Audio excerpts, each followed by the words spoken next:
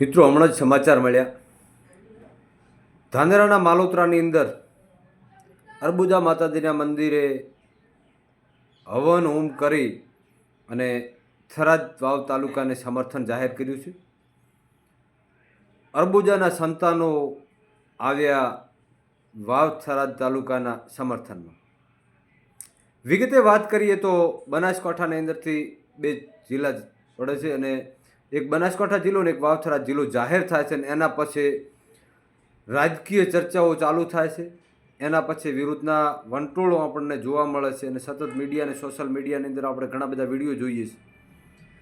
એની અંદર સતત લોકો વિરોધ કરતા હોય એવું દેખાઈ રહ્યું છે. હવે વિગતે વાત કરીએ તો પરિસ્થિતિ એવી છે કે અહીંયાથી તમે ધાનેરા જઈએ તો એકદમ શોર્ટમાં સારો રસ્તો છે. અહીંયાથી ટોપ ગિયર મારો એટલે સીધું થરાદને, થરાદથી ટોપ ગિયર મારો એટલે ધાનેરા આવી પરિસ્થિતિ છે. અને ધાનેરાથી પાલનપુર જવું હોય તો લોઢાના ચણા જાવવા જેવી પરિસ્થિતિ વચ્ચે રોડ છે.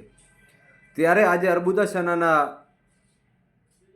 સંતાનો અને અર્બુદા માતાજીના મંદિરે હવન કરી અને જાહેર સમર્થન વાવ-થરાદ જિલ્લાને કરે છે.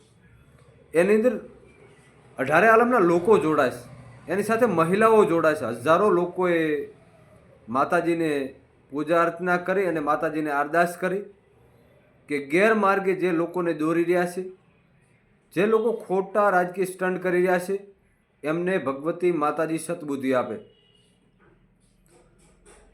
આ અમને જે સૂત્રોના હવાલેથી સમાચાર મળ્યા એના પછી આપણે ટેલિફોનિક વાતચીત કરી ત્યારે એવું જાણવા મળ્યું કે ભાઈ આ નરું રાજકીય સ્ટન્ટ છે.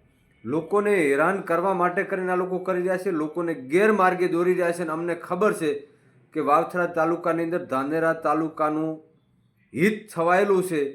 અને જો વાવ-થરાદ જિલ્લાની અંદર ધાનેરા તાલુકો હશે તો ધાનેરા તાલુકાને સારી વિવિધ ગ્રાન્ટોથી લઈ, ધાનેરા તાલુકાને પાણીથી લઈ અને ઘણી બધી સુવિધાઓ મળશે.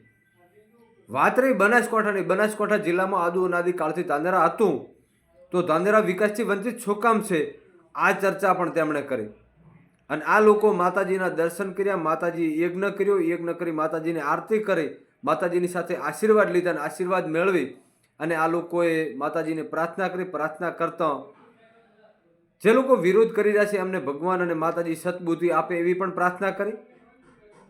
સાથે સાથે અમારે થરાદમાં રહેવું છે, થરાદમાં રહેવાથી ધાનેરા તાલુકાનું હિત છે. ખેડૂતોને પાણી, પશુપાલકોની ચિંતા પણ આ લોકોએ કરી. સાથે સાથે આ લોકો બીજી એક જાહેરાત કરે છે, ટૂંક સમયની અંદર બાઇક રેલીનું આયોજન પણ કરવા જઈ રહ્યા છે. એટલે બહુ સારી રીતે બંને જગ્યાએ લડત ચાલુ છે. ક્યાંક વિરોધ તો ક્યાંક સમર્થન જાહેર થઈ રહ્યું છે.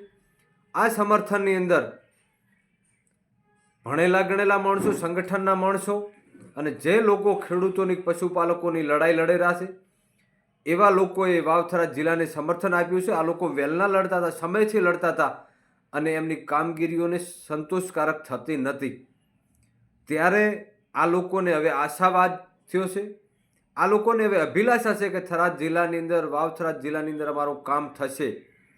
નજીક આવ્યા છીએ આપણે ટૂંકા સમયની અંદર થરાદ પહોંચી શકશું અને તંત્રની સાથે તાલમેલ રહી અને થરાદની બાજુનો તાલુકો આવેલો એટલે આપણે વાવ-થરાદ જિલ્લાની અંદર ધાનેરા તાલુકાને પ્રાધાન્ય સારી રીતે આપવામાં આવશે.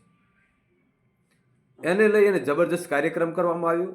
ત્યાં મીડિયા અને સોશિયલ મીડિયાની ટીમ હતી. મીડિયાની સમક્ષ પણ લોકોએ કીધું કે અમે ઘણા સમયથી રાહ જોતા હતા પરંતુ અમારો વિકાસ નહોતો થતો, અમારા કામો નહોતા થતા, અટકેલા કામો થશે, ધાનેરા તાલુકાને પાણી મળશે. વિવિધ પ્રશ્નોને લઈ અને અમે અત્યારે ખુશ છીએ અને વાવ-થરાદ જિલ્લાની અંદર ધાનેરા તાલુકાનો સમાવેશ થાય અને આગળ પણ આ લોકોએ લડવાની વાત કરી છે. વિવિધ સંગઠનો થકી ધાનેરા તાલુકો થરાદની અંદર રહે અને વાવ-થરાદ જિલ્લો એમને ગમે છે. આ વાત કરતાં એમના ચહેરા ઉપર ખૂબ તેજ દેખાયું, એ લોકો ખુશ દેખાયા અને ધાનેરાનું શ્રી કલ્યાણ ત્યાંથી થશે એવી અનેક સમાજના લોકોએ વાત કરી. માતાજીને પ્રાર્થના કરીને આ લોકોએ કીધું કે કોઈ ખોટા માર્ગે લોકોને દોરે છે એમને ભગવાન અને માતાજી સદબુદ્ધિ આપે. ખૂબ સરસ વિચારો એમણે રજૂ કર્યા છે. વાવથરા જિલ્લાને સમર્થન આપતું સંગઠન આગળ આવ્યું છે અને 100% અમને લાગી રહ્યું છે કે આ બધું દૂધનું દૂધ અને પાણીનું પાણી થઈ જવાનું છે.